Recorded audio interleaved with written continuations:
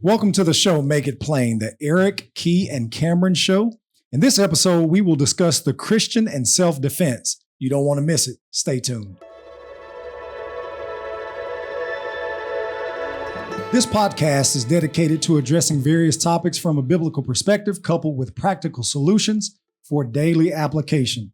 In essence, we want to take the Bible, which is relevant for all that we need in this life and the one to come, 2 Peter 1:3, and we simply want to make it plain.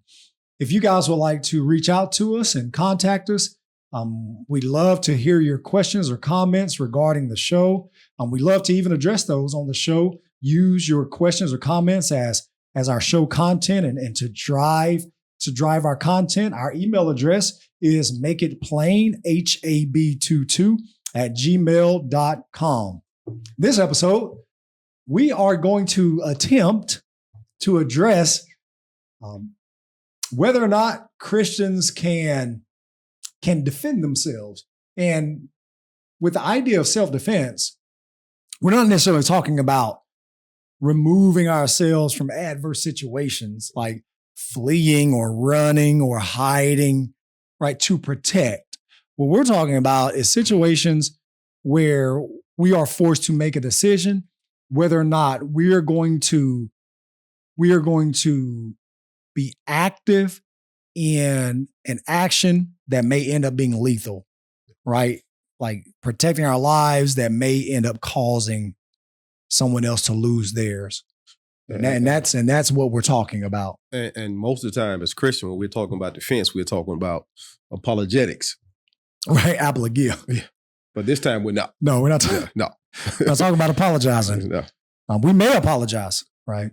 Later. But, yeah, after it happens. Yeah. You know, it's one of those things. It's a tough subject sometimes for people. It's not because everybody feels a certain way about it. I think I have the right to protect myself no matter what. Now, I'm not going to go out looking to start trouble. Right. But if trouble somehow happens to find me, I'm going to make sure I meet trouble the correct way. Right. But you know, to the extent that you need to. Yes. And I think maybe a lot of times because of the human element, you know, you have to always think about that part. Like, you know, for people to think like, you know, you can't defend yourself, maybe because they're worried about the other side or the victim or whoever. But I'm just like, I understand there's a human element, but human elements don't make a law. They don't make a thing that's right become wrong just because you feel a certain way about it. Sure. And when we think about how God created humanity with with self-preservation, yes, and the need for love and having the need for companionship and having the need for even physical interaction with the opposite sex, yes, right? God gave us that, and it's good and it's healthy. Now, in our debaseness, we may try to fulfill that in ways that are opposed to God's will, but that's what God does. He gives us his will, his word, his way that governs how we fulfill these things, these desires that God gave us, right? Like we have a desire to have a physical relationship with females, but God says wives. Right. But God says yes, wives, right? And God says marriage is honorable in all. Absolutely. And the bed undefiled. So that's where we fulfill those desires is in marriage. Absolutely. Right. So desire itself is not wrong. Self-preservation came from God. But we have to do it, you know, we have to execute it in such a manner that it's going to be in concert and in harmony with the divine will of God. Man. And that's because this issue, the Christian defend themselves, and we're talking about lethal force is what we're talking about. Like I want to make it clear because there can be other issues of a Christian, you know, what about if I fight? You know, what if I fight, but I don't have to kill? You know, we're talking about lethal force because I think anything under that would apply. Yes. We're going to the farthest extent. We're talking about like the a fortiori argument. Like from the greatest to the least, you know. Yeah, we're going from the greatest to the least. Yeah. So if it applies to the greatest, it's got to apply to the least. Right. So the issue of the Christian defend themselves, typically you're going to have yes or no. You know, I don't know that there's anybody that really is in the middle that says maybe. Your prevailing positions are yes or no.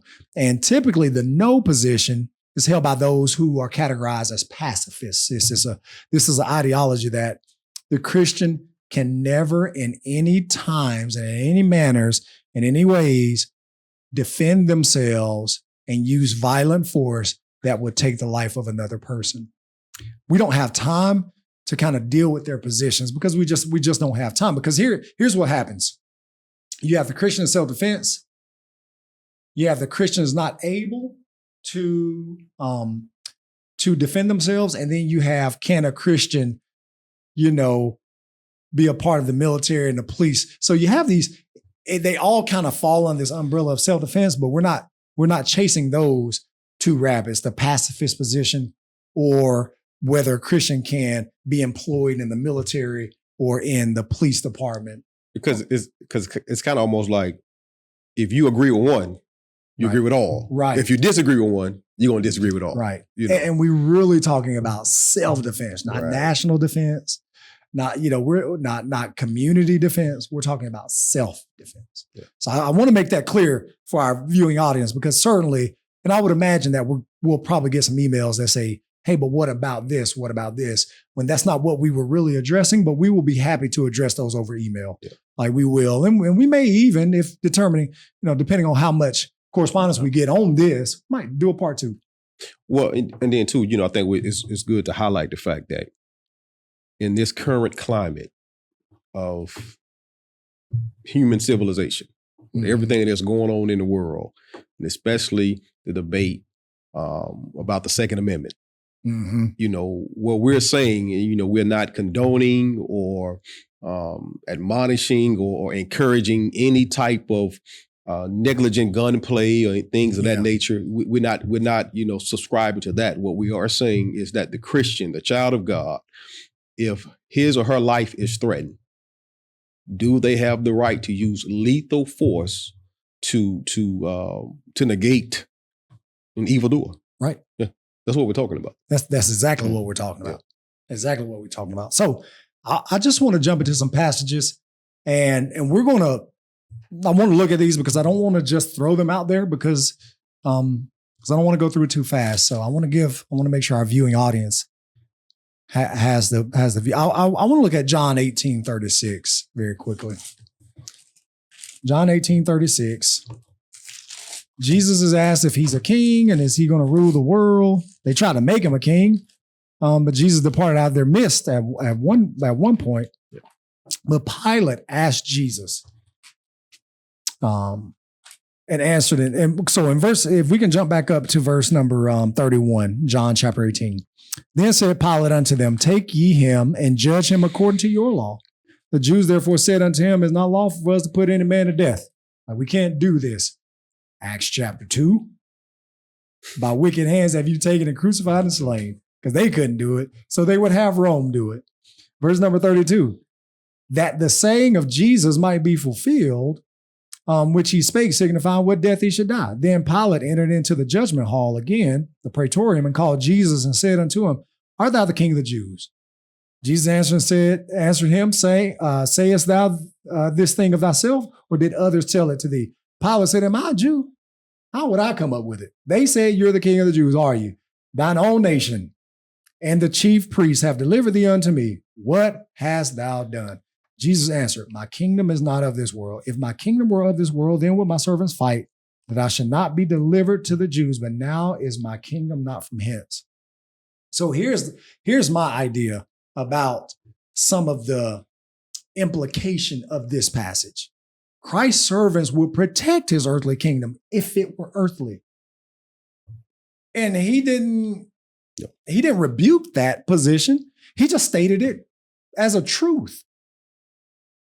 He just said, if my kingdom were of this world, then will my servants fight. But my servants are not going to fight you right now because my kingdom is spiritual. Mm-hmm. So we're talking about this idea of using defense. And Christ said that his kingdom, because it's not earthly, doesn't require that kind of defense. But he didn't reject it. He didn't rebuke it.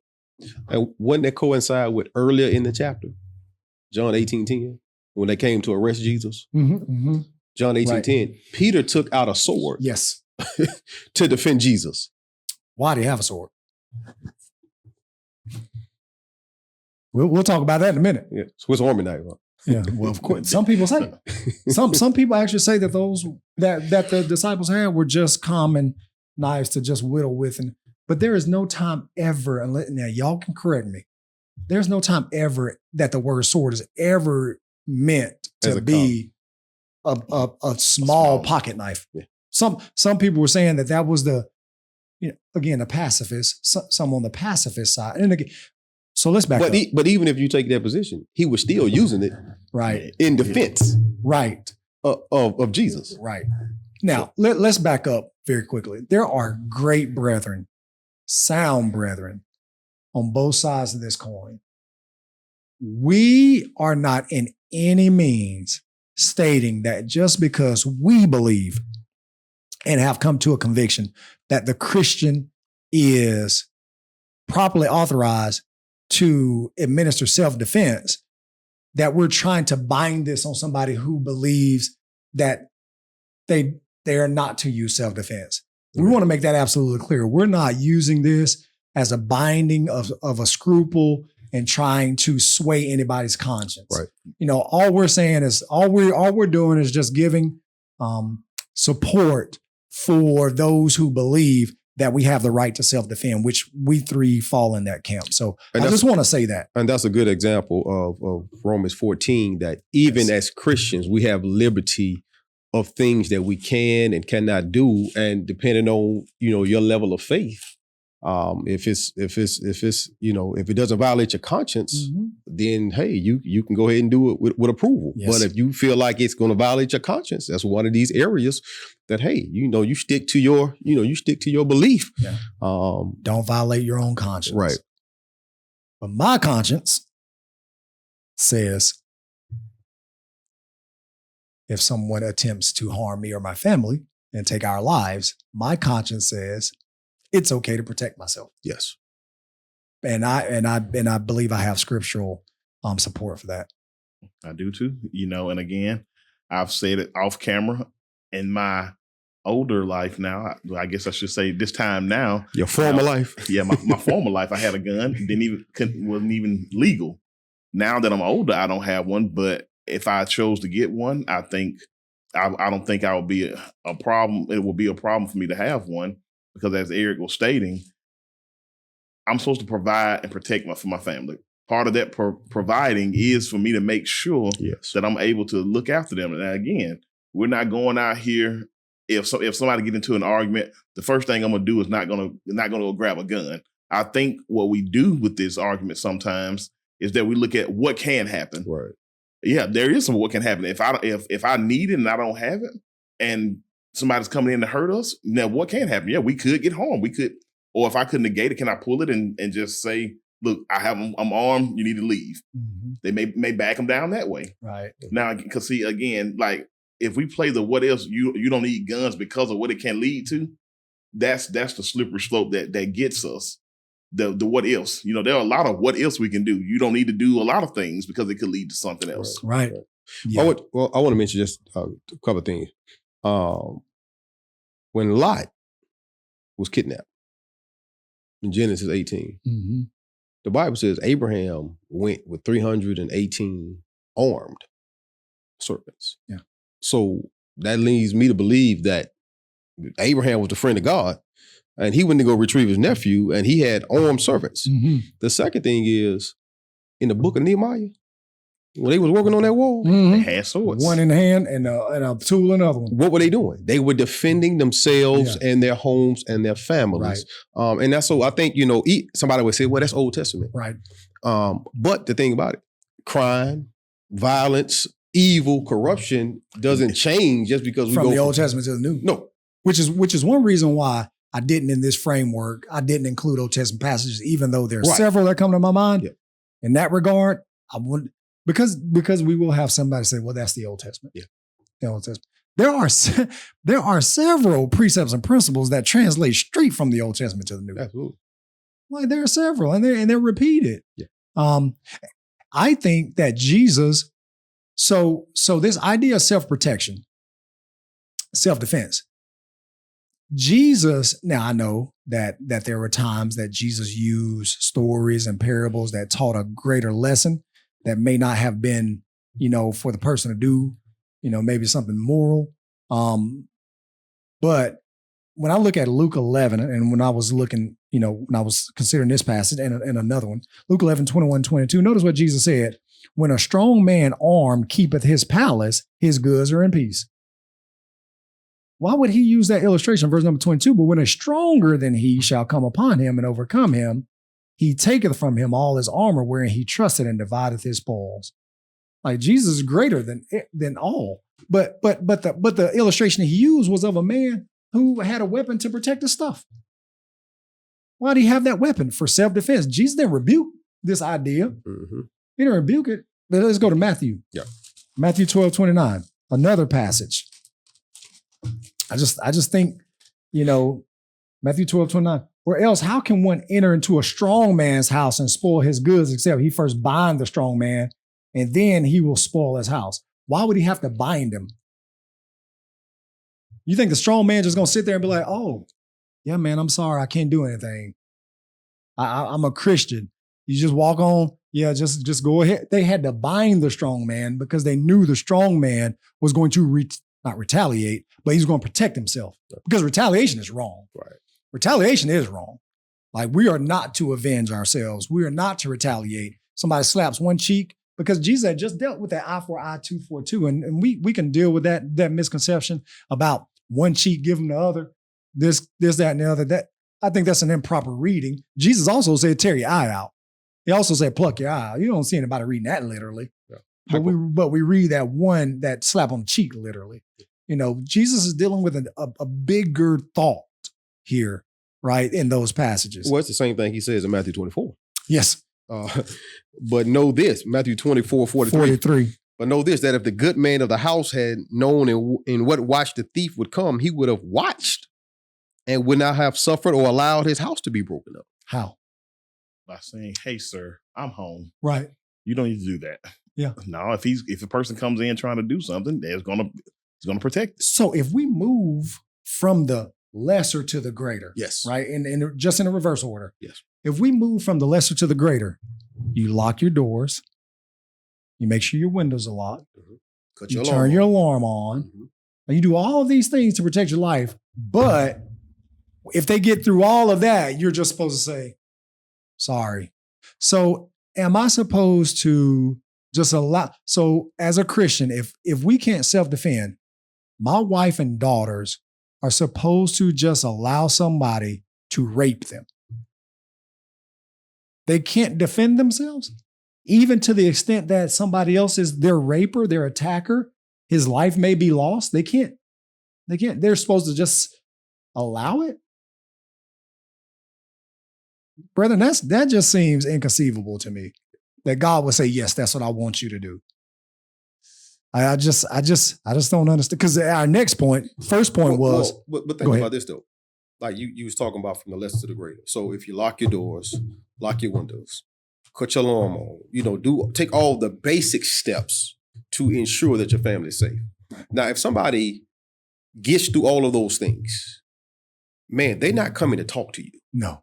If you got your sign outside that says, your alarm system, right, and they see your doors locked, the windows locked, and they still set and intent on coming in your house, man, you know what? We in my house, I tell my wife and I tell my daughters, man, if somebody rings the door at 3 or 4 o'clock in the morning, they're not coming to talk. That's not good. No. Nothing good happens at that time. No. They're not coming to talk. They're not coming to, borrow no sugar and things like that. In this day and age, with as we know, kick doors, people knocking your door down and stuff like that, and people coming in, home invasions. I think it's just a slippery slope when we start saying you can't do anything. You just ought to, just sit there and not do anything. That just seems foreign to me. Yeah. So the first point, Christ's servants would have protected him. Absolutely. Had his kingdom been earthly. Second, now I've heard people try to philosophize this away, But Jesus told those disciples, his apostles, go buy swords. Let's go to Luke 22. I just don't know I don't know what you say about this passage. In Luke 22:36, let's go back to 34. Jesus talking about the provision of God. He said, I tell thee, Peter, the cock shall not crow this day before that thou shalt thrice deny, and that thou knowest me. And he said unto them, when I sent you without purse and scrip and shoes, lacked ye anything? And they said, no, we didn't lack anything. He said unto them, but now he that hath a purse, let him take it, and likewise his scrip.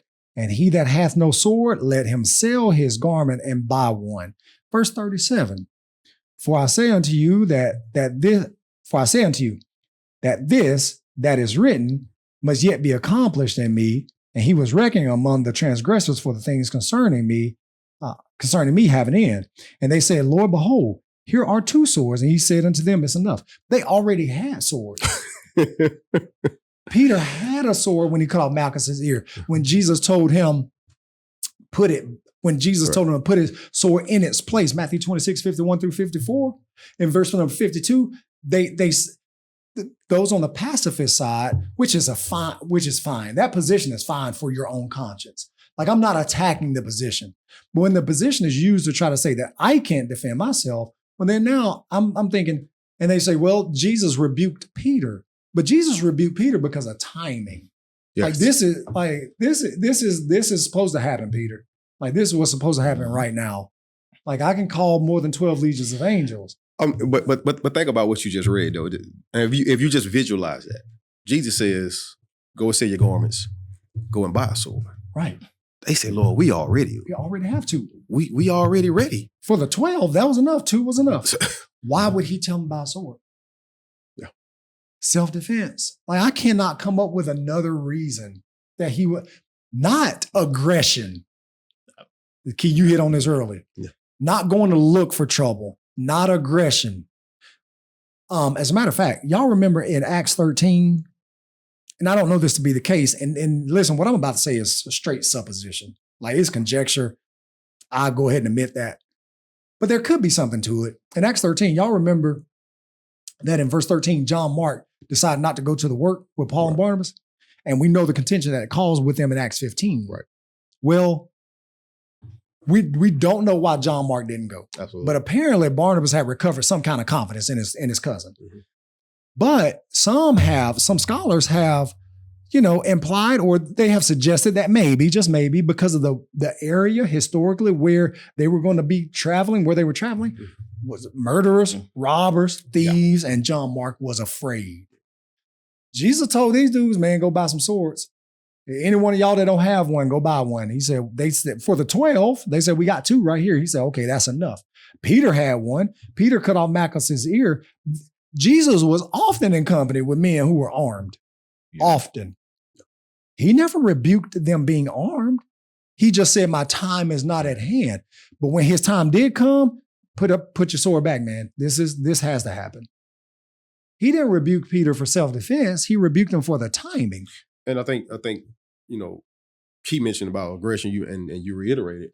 But, if you look at the progression of Jesus teaching to these same men about at one time, don't buy a sword, don't buy a scrip, but then he tells them later on, he would also tell them in Matthew chapter 10, be ye wise as serpents and harmless as doves. So like you said, it wasn't like Jesus saying, you know what, go out here and look for trouble, go out here and look for people who, if they don't accept my teaching, you force them. No, that's not what he's talking about. Will a dove protect its nest? Absolutely. So they're not completely harmless. Right. But in the sense of, like you said, the aggressive being nature. The aggressor. Right. That's what we're making a distinction because, we understand, just like we're saying that, you have people that are passive to the extreme. Mm-hmm. You have the extreme of people who actually, they're looking for somebody. Oh, yeah. Just can't wait. Yeah. I can't wait till somebody say something crazy. Like, as one man said, people say, man, they'll fight at the drop of a dime, but they'll drop the dime. Yep. And sadly, I've talked to brethren who carry, and they're looking for it. They looking like, waiting on something to jump off. Yeah. And that's right. That right there is the wrong. I'm going to reiterate that. That is the wrong mindset to have. I own several guns. I'm a law-abiding citizen. Yeah. I have my permit. I'm legal. I've been trained. I go to I'm in the shooting range. I shoot my pistols for the most part for fun. Like 99% of it is for fun. 1% is for protection. I have those pistols praying that I never have to use them to protect myself or my family. That is not what I want to do. It's the same here, man. I mean, we grew up in my house, man. My father had weapons. You know, he told us what they were for, the purpose of them. You know, when several years, 10, 15 years ago, I got my license to carry, you know, it's protection, self-defense. Mm-hmm. Man, I have a wife, I have children. And you was in Memphis. So let's put that part first. Use in Memphis. That too. What, Memphis? Woo. That too. We love our viewers in Memphis. Yeah. But the thing of the truth of the matter is, man, is we live in a time. And we recognize the time in which we live. Like 1 Chronicles 12:32. Mm-hmm. The sons of Issachar had knowledge of the times. We understand that we live in a time and a society where the hearts of men and women are cold and callous, corrupt and criminal. And people don't care nothing about Cameron Freeman being a Christian or a preacher. No. They you know what, they care less. will, yes, they will hurt me or injure me and my wife and my children. And man, I have to protect myself. You know, what you just said reminded me the first time I rode with Robert Williams while we were in Memphis. And, you know, I worked for his company with him, and I get in and he got the pistol right there on the side. And I was scared. I was like, thought y'all go around with Vega. I was just thinking, why does he have it here? And, you know, but then I seen the places we were going, and, you know, it was never I'm going to go look for somebody. It was a just in case. But then Brother Williams used to always say also, if somebody come here starting trouble at the congregation, if I dip out the side, y'all just duck down when I come back in. He used to always say that. Always made me laugh with that. But, you know, again, it wasn't looking for trouble, but it was just want to make sure everybody's safe. But think about what you just said now. And this is, think about it. Like you said, we're not looking for trouble. We've seen in the last 5 to 7 years, 5, 10 years, whatever, people actually coming into church buildings. And schools. Yeah. On camera. Right. And you talking about all these innocent children? Yeah. Listen, man, you come up in the place where we worship, and it just is what it is. If if there's an active shooter on our campus, they won't be the only one. At 1 Corinthians 15:32, Paul said he fought after the manner of man. We don't know what that means, but he fought after the manner of man. 1 Timothy 5:8. To what extent is man to provide for his family? So I can provide for my family with everything that they need except for their life. But our time it has escaped us. We appreciate you guys tuning in. If you'd like to reach out to us, make it plain, hab22@gmail.com. We appreciate you watching us. And if you have anything that you'd like to talk to us about, please email us. May God bless you and keep you as you seek to conform your will to his.